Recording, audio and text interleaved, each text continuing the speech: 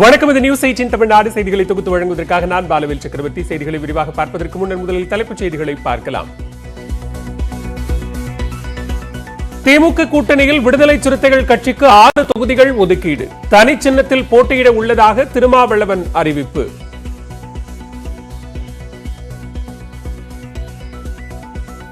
அதிமுக வேட்பாளர்களை தேர்வு செய்யும் நேர்காணல் தீவிரம். 4 மணி நேரத்தில் 23 மாவட்டங்களைச் சேர்ந்தவர்களை சந்தித்த OPS EPS.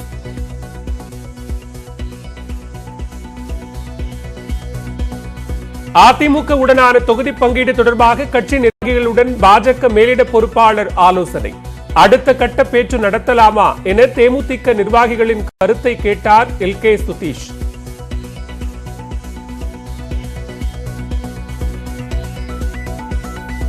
சமத்துவ மக்கள் கட்சி மற்றும் IJK உடன் மக்கள் நீதி மய்யம் இன்று மாலை பேச்சுவார்த்தை. 3 கட்சிகள் இடையிலான கூட்டணி இறுதி செய்யப்பட வாய்ப்பு.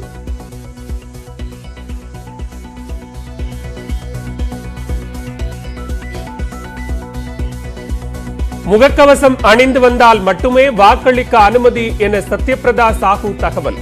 கொரோனா தொற்றாளர்கள் கடைசி 1 மணி நேரத்தில் ஓட்டு போட ஏற்பாடு. தங்கம் விலை சவரனுக்கு 34,000 ரூபாய்க்கு கீழ் சென்றது. ஒரே நாளில் 208 ரூபாய் குறைந்தது.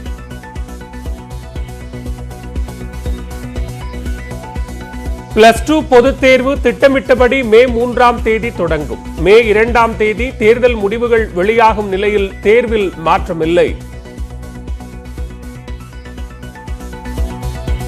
விருத்தாச்சலம் அருகே 25 லட்சம் ரூபாய் மதிப்புள்ள வெள்ளி பொருட்கள் பறிமுதல். தஞ்சாவூரில் லாரியில் இருந்த பள்ளி பைகளை பறிமுதல் செய்ய கோரி திமுக போராட்டம்.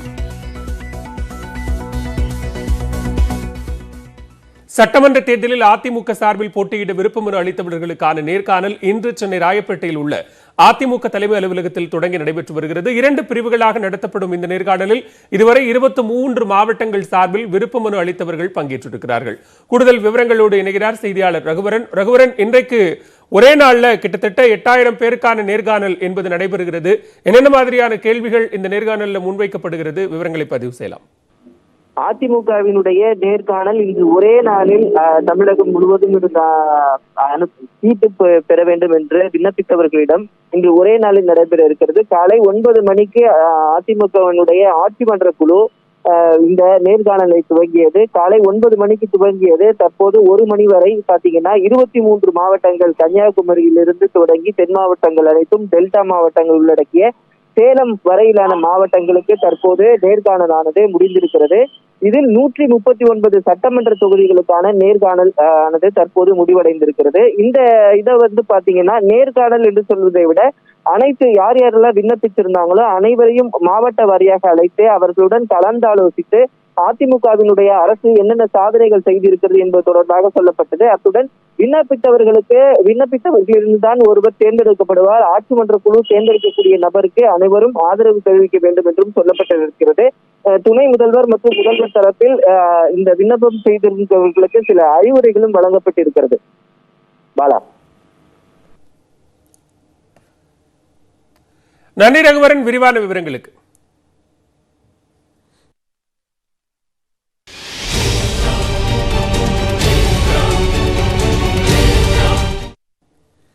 அதிமுகவுடன் கூட்டணி பேச்சுவார்த்தை தொடர்வதா வேண்டாமா என்பது குறித்து தேமுதிக கூட்டணி பேச்சுவார்த்தை குழுவுடன் LK சுதீஷ் ஆலோசனை நடத்தினார். அதிமுக தேமுதிக கூட்டணியில் தொடர் இழுபறி நீடித்து வருகிறது. திருவண்ணாமலை மாவட்டம் ஆரணியில் நேற்று நடைபெற்ற தேமுதிக நிர்வாகிகளுடனான ஆலோசனை கூட்டத்தில் பேசிய கட்சியின் துணை பொதுச் செயலாளர் LK சுதீஷ், 2011ஆம் ஆண்டு கூட்டணியில் தேமுதிக இடம்பெற்றிருக்காவிட்டால் அதிமுக என்ற ஒரு கட்சியே இருக்காது என்று கூறினார்.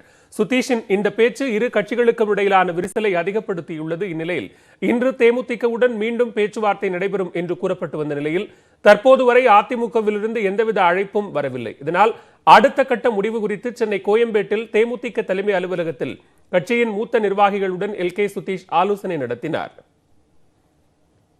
அதிமுக பாஜக கூட்டணியில் தொகுதி பங்கீடு இறுதி செய்யப்படாத நிலையில் பாஜக தமிழக தேர்தல் பொறுப்பாளர் கிஷன் ரெட்டி அவசர ஆலோசனை நடத்தினார். சென்னை கமலாலயத்தில் நடைபெற்ற ஆலோசனையில் அக்கட்சியின் மாநில தலைவர் எல் முருகன், மேலிட பொறுப்பாளர் CT ரவி உள்ளிட்டோர் பங்கேற்றனர். அதிமுக பாஜக இடையே தொகுதி பங்கீடு குறித்து ஏற்கனவே 4 கட்டமாக பேச்சுவார்த்தை நடத்தியுள்ளது. பாஜக 30 தொகுதிகளை ஒதுக்க வலியுறுத்தி வந்த நிலையில் 24 தொகுதிகள் வரை ஒதுக்க அதிமுக ஒப்புக்கொண்டுள்ளதாக கூறப்படுகிறது.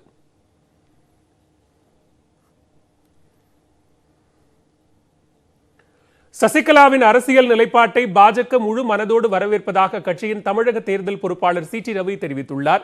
சென்னையில் செய்தியாளர்களை சந்தித்த அவர், ஒன்றுபட்ட அதிமுக என்று ஜெயலலிதாவின் கனவை நிறைவேற்றும் வகையில் டிடிவி தினகரன் விரைவில் நல்ல முடிவை எடுப்பார் என நம்புவதாகவும் கூறினார்.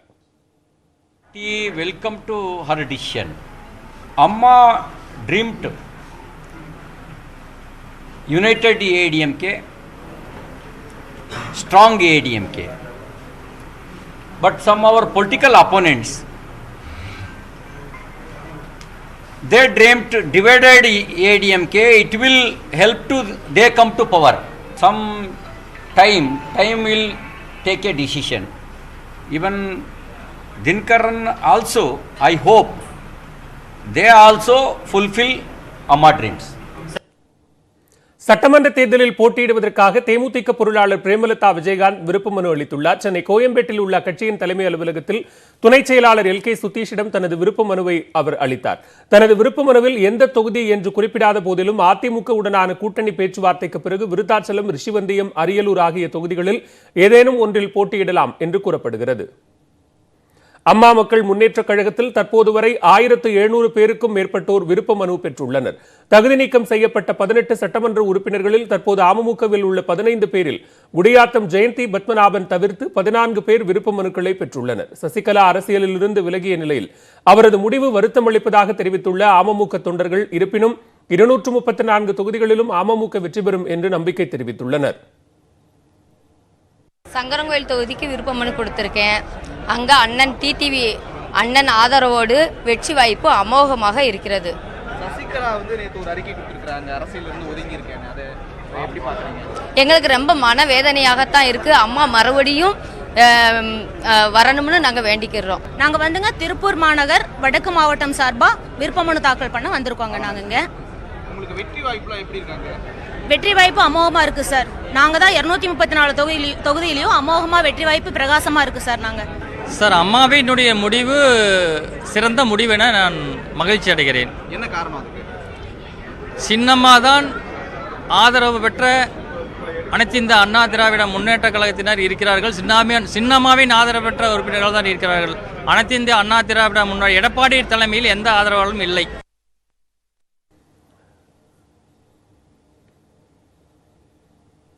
மக்கள் நீதி மய்யம், சமத்துவ மக்கள் கட்சி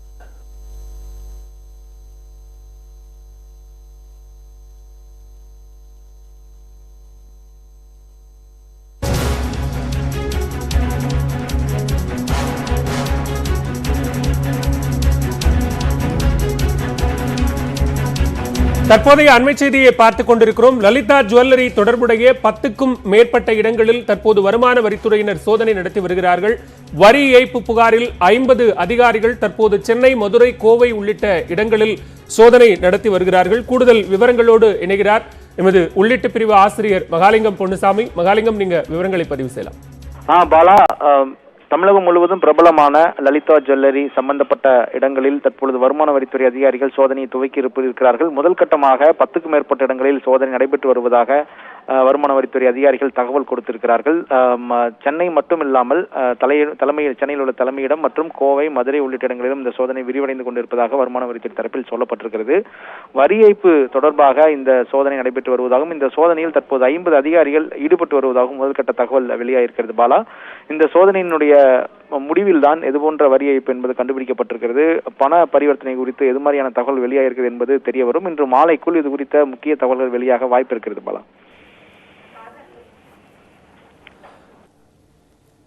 மகங்கம், இப்போ லலிதா ஜுவல்லரியை பொறுத்த வரைக்கும் நிறைய ஊர்கள்ல நிறைய கிளைகள் இருக்கிறது. வரி ஏய்ப்பு புகார் என்பது மிக முக்கியமான ஒரு புகார் அப்படின்னு சொல்லலாம். இப்போ இந்த சோதனை, வருமான வரித்துறையினுடைய இந்த சோதனை அப்படிங்கிறது அடுத்த கட்டம் என்னவாக இருக்கும்? அவர்களினுடைய நடவடிக்கை என்னவாக இருக்கும்? பல வருமான வரித்துறை சோதனை என்றாலே முதலில் அவர்கள் வரி ஏய்ப்பு செய்ததற்கான ஆதாரங்களை திரட்டுவார்கள், ஆவணங்களை எடுப்பார்கள். அதற்கு பிறகு இந்த ஆவணங்களின் அடிப்படையில் அடுத்த கட்டமாக சம்பந்தப்பட்ட நபரிடம் வாக்குமூலத்தையும் பதிவு செய்தார்கள். இந்த இரண்டையும் வைத்துக் கொண்டு அவர்கள் தற்பொழுது கண்டுபிடிக்கப்பட்டிருந்ததாக சொல்லப்பட்ட வரி ஏய்ப்பிற்கு எவ்வளவு வரியை கட்ட தயாராக இருக்கிறார்கள் என்ற பேச்சுவார்த்தை என்பது நடக்கும்.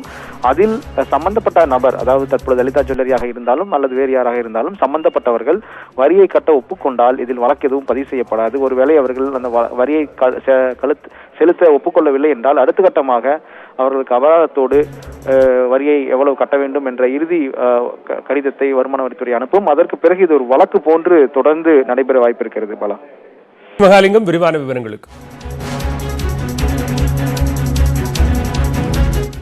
மேலும் பல்வேறு செய்திகளை விரிவாக பார்க்கலாம் ஒரு சிறிய இடைவேளைக்கு பிறகு.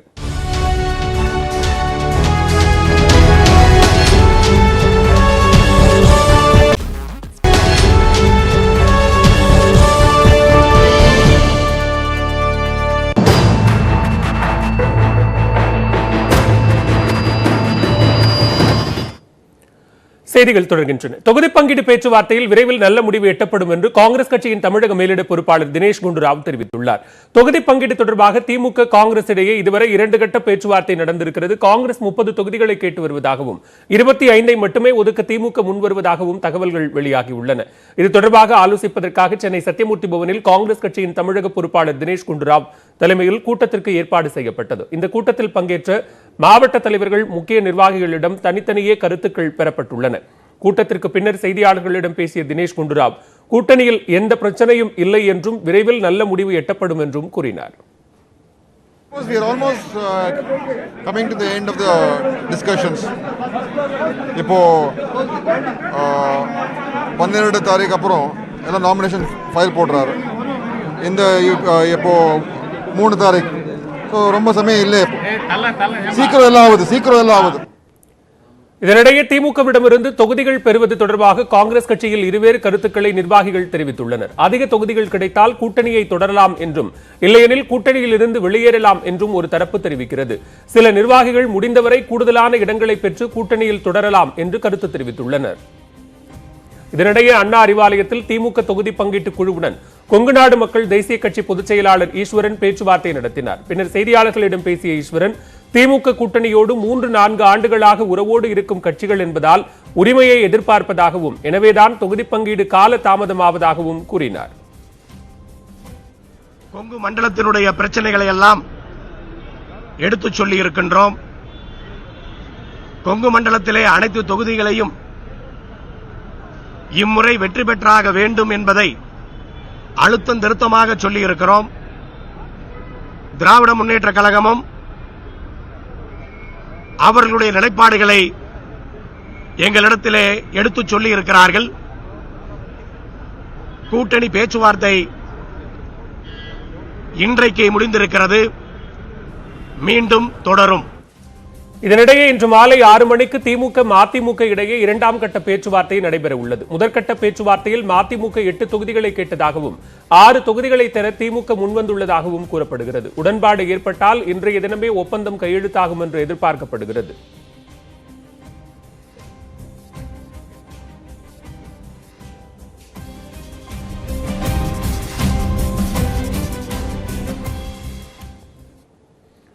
எந்தெந்த தொகுதியில் வேட்பாளராக யாருக்கெல்லாம் வாய்ப்புள்ளது என்பது குறித்த உங்கள் தொகுதியும் உத்தேச வேட்பாளரும் என்ற பகுதியை வழங்குவதற்காக சிறப்பு செய்தியாளர் அபிநயா இணைந்திருக்கிறார்.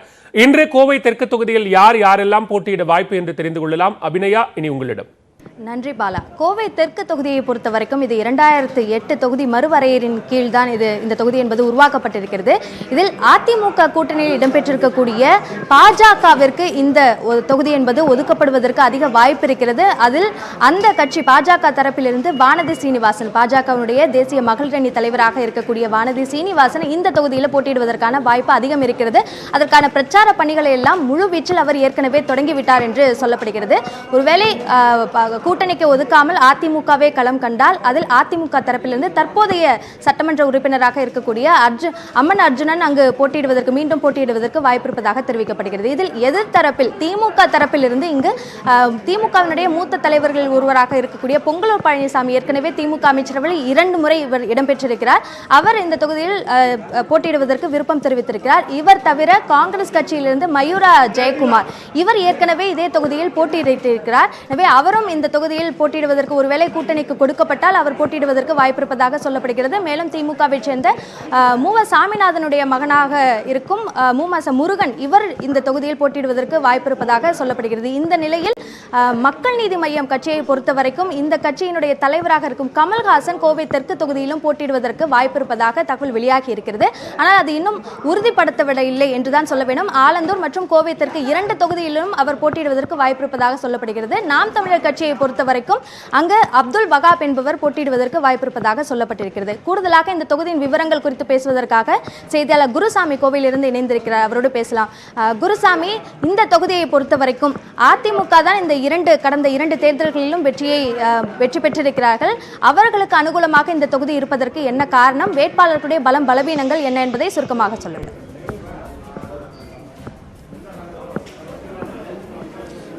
அபிநயா, கோவை மாவட்டத்தை பொறுத்தவரை கோவை மாவட்டம் முழுவதுமே அதிமுகவுடைய கோட்டை என்றே சொல்லக்கூடிய அளவிற்கு கோவை மாவட்டத்தில் இருக்கக்கூடிய 10 சட்டமன்ற தொகுதிகளில் 9 சட்டமன்ற தொகுதிகள் ஏற்கனவே அதிமுக வசம் இருக்கிறது. இந்நிலையில் இந்த குறிப்பிட்ட கோவை தெற்கு சட்டமன்ற தொகுதியானது முழுக்க கோவை மாநகராட்சி பகுதிக்குள்ளாகவே அமைந்திருக்கிறது. ஏற்கனவே கடந்த தேர்தலில் அதிமுகவை எதிர்த்து பாஜக சார்பில் வானதி சீனிவாசன் அவர்கள் போட்டியிட்டிருந்தார். அப்பொழுது அவர் 30,000 வாக்குகள் வரை கடந்த தேர்தலில் பெற்றிருந்தார். இந்த சூழலில் தற்போதைய தேர்தலில் அதிமுக மற்றும் பாஜக ஆகிய 2 கட்சிகளும் இணைந்து இந்த தேர்தலை சந்திக்க இருக்கின்றன. எனவே இந்த கூட்டணிக்கான வெற்றி வாய்ப்புக்கான சூழல் அதிகமாக இருப்பதாகவே தெரிகிறது. அதே வேளையில் மத்திய அரசின் மீது ஏற்பட்டிருக்கக்கூடிய அதிருப்தி, குறிப்பாக இந்த கோவை தெற்கு சட்டமன்ற தொகுதியை பொறுத்தவரை ஏராளமான தங்க நகை பட்டறைகள் இருக்கின்றன. இதே போன்று சிறு குறு தொழில் கூடங்கள் இருக்கின்றன. கடந்த காலங்களில் ஏற்பட்ட பாதிப்புகள் மற்றும் அவரது ஒரு மோசமான அனுபவங்கள் இந்த தேர்தலில் எதிரொலிப்பதற்கான வாய்ப்புகள் இருக்கிறது. அதே வேளையில் கூட்டணி என்பது பாஜக மற்றும் அதிமுக கூட்டணி வலுவாக இருப்பதன் காரணமாக ஏற்கனவே இந்த 2 கட்சிகளுக்கும் கோவை தெற்கு சட்டமன்ற தொகுதியை பொறுத்தவரை போதிய ஆதரவாளர்கள் இருப்பதன் காரணமாகவும் அதிமுக கூட்டணிக்கு வெற்றி வாய்ப்பு பிரகாசமாக இருக்கிறது. அதே வேளையில் மக்களுக்கு இந்த கூட்டணி மீதான ஒரு அதிருப்தியும் இருக்கிறது. எனவே அந்த அதிருப்தியை பொறுத்தே இந்த தேர்தலில் யார் வருவார்கள் என்பது தெரிய வரும். அபிநயா, தொகுதி குறித்த விவரங்களையும் வேட்பாளர்கள் சார்ந்த பல்வேறு விவரங்களை பகிர்ந்து கொண்டமைக்கு நன்றி குருசாமி. இனி உங்களிடம் பாலா. நன்றி அபி. மேலும் பல்வேறு அண்மை செய்திகளுக்கு தொடர்ந்து இணைந்திருங்கள். இது நியூஸ் 18 தமிழ்நாடு.